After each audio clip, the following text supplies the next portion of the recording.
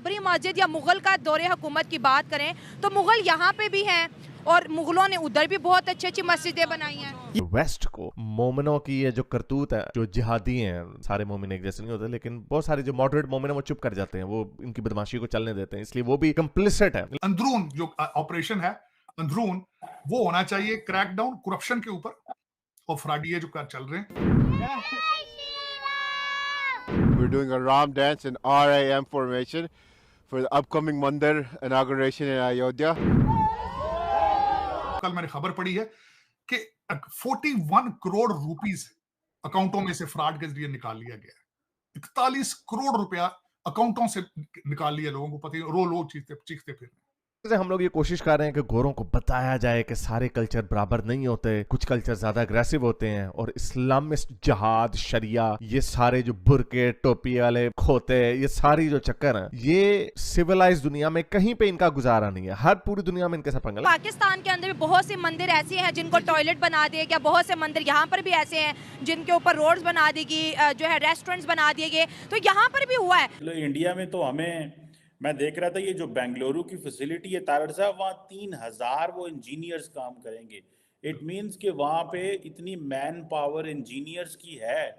लेकिन गोरों को चूंकि वो लेफ्ट की, लिबरलिज्म की और इंसानियत का, जिसे वो हम कहते हैं पैथोलॉजिकल अल्ट्रुइज्म का शौक चढ़ा हुआ है, उसकी वजह से वो थोड़े अंधे हुए थे, वो थोड़ा डिस्काउंट देते रहे। लेकिन हमेशा पाकिस्तान के जो मुसलमान हैं या इंडिया के मुसलमान हैं, मुगलों को हीरो समझते हैं जबकि हिंदू उनको जीरो समझते हैं। लेकिन हमारे पास तारड़ साहब सुना है तहरीके इंसाफ के पास प्लान सी आ गया है, और प्लान सी वो कहते हैं कि अगर ये इलेक्शन हमारी मर्जी के ना हुए तो 9 मई से ज्यादा फसादात भी हम कर सकते हैं। ये भी खबरें उड़ रही हैं। हालांकि इतने साइंस आते रहे, grooming gangs UK, Europe, France में, जर्मनी में, जिधर जिधर गए हैं, जहां जहां पे इनकी मैस माइग्रेशन हुई, वहां पे बेड़े गर्क हो गए। लेकिन फिर भी थोड़े आहिस्ता है, लेकिन हमने देखा कि अब आहिस्ता आहिस्ता यूरोप जाग रहा है।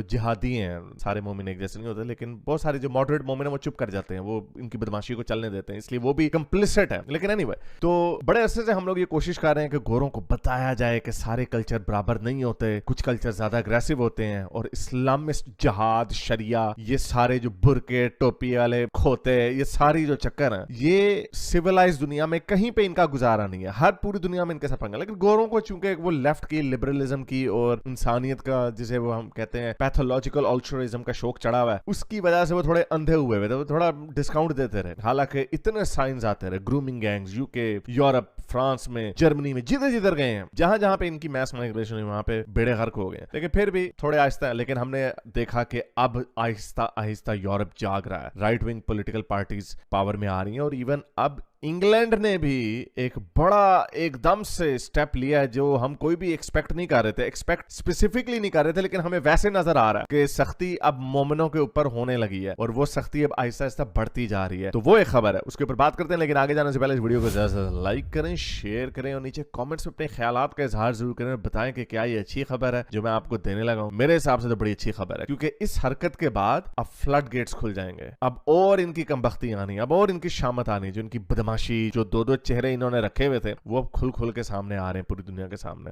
तो चलें चलते हैं आज की वीडियो की तरफ। तो जैसा कि आपको बताया कि बड़े अरसे से हम कोशिश कर रहे हैं लोग के गोरों को नजर आए, गोरे जरा लिबरल, बेंडिंग ओवर बैकवर्ड्स का तरह का उनका एटीट्यूड है, लेकिन मोमिन आपको पता बदमाशी भी करते हैं, और फिर फ्रीडम ऑफ स्पीच का भी यूज करते हैं। ये वो लोग हैं फ्रीडम ऑफ स्पीच को यूज करते हैं फ्रीडम ऑफ स्पीच के खिलाफ, फ्रीडम ऑफ स्पीच को यूज करके कहते हैं कि हमने शरिया फॉर यूके लानी है। शरिया फॉर यूके वजह वीडियो बड़ी मशहूर है। हिजबुत तहरीर का जो स्पोक्स पर्सन उस्मान बदर, हालांकि देसी अपना पाकिस्तानी, उसका नाम उस्मान होना चाहिए, लेकिन उसने नाम भी उस्मान रखा हुआ अरबी स्टाइल में। उस्मान बदर ऑस्ट्रेलिया के चैनल 10 पे कहता है कि मैं फ्री स्पीच को यूज करता हूं फ्रीडम ऑफ स्पीच के खिलाफ। तो वो कहते हैं इसमें कोई बुरी बात नहीं है। उनका स्टेटेड, हिजबुत तहरीर का स्टेटेड मिशन है कि हमने यहां पर हर मुल्क में, जिस जिस मुल्क में वो ऑपरेट करते हैं, हमने यहां पर शरीयत लानी है। ये इनका आगाज फलस्तीन से ही हुआ, लेकिन पूरी दुनिया में फैले हुए, तो बहुत सारे इस्लामिक मुल्कों ने इसे बैन किया हुआ है। अंदरून जो ऑपरेशन है अंदरून, वो होना चाहिए क्रैकडाउन करप्शन के ऊपर और फ्रॉडिये जो चल रहे हैं, जिसकी एक मैं मिसाल ये भी देना चाहूंगा चीमा साहब, कल मैंने खबर पढ़ी है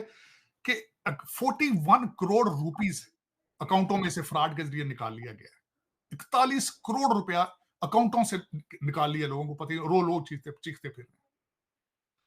तो इस तरह की स्टोरियां मौजूद हैं। कल मैंने शायद आपको एक वीडियो भेजी थी बड़ी तकलीफ के साथ, मैंने आगे कुछ दोस्तों को भेजी है कि एक बंदा 2 टांगों से माजूर है, किसी सड़क पर सड़क पर बैठकर जुराबें और ग्लव्स और टोपियां बेच रहा है, और पुलिस वाले अपने डाले पर आए हैं और उससे टोपियां और जुराबें उठा के उन्होंने कहा जी हम अपने अफसर को दिखा लें, और डाले में बैठा है और डाले में बैठ के चले गए। रो रहा बंदा बैठ के, हैंडीकैप, 2 टांगे उसकी माजूर है। तो ये जो मैंने आपको इस तरह बताया चीमा साहब, मुझे अगर मेरे जैसा बंदा यहां से जाए तो सबसे ज्यादा खतरा किससे? पुलिस से। दूसरा खतरा किससे? जजों से। तो फिर ये किस तरह चलेगा ये काम? इस तरह तो नहीं होता। जो टांगों से माजूर है उसको भी नहीं बख्शा गया। पता नहीं फिर कौम के मुहाफिज हैं ये, अब पता नहीं इन्होंने मरना नहीं है, किस स्टील के बने हैं ये लोग, क्या है। तारड़ साहब एक थ्योरी आ गई है, चलो इंडिया में तो मैं देख रहा था ये जो बेंगलुरु की फैसिलिटी है तारड़ साहब, वहाँ 3000 वो इंजीनियर्स काम करेंगे।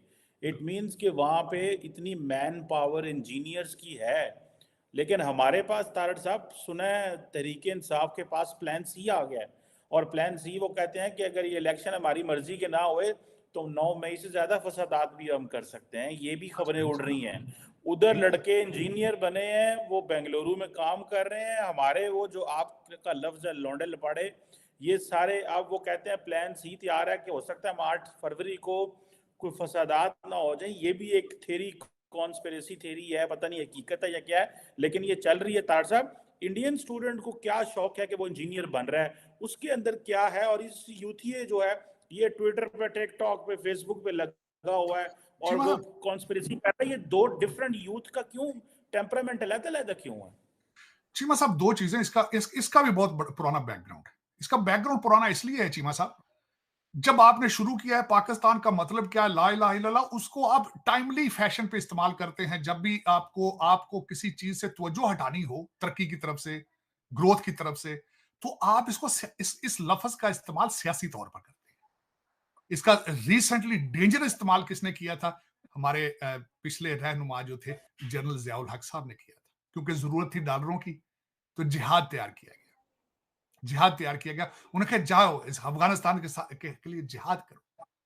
जबरदस्ती नमाजें पढ़ानी शुरू कर दी गई, दाढ़ियों वालों को प्रमोट करना शुरू कर दिया गया, जबरदस्ती। फिर उसके बाद हमारी अफसोस के साथ कहूंगा एजेंसी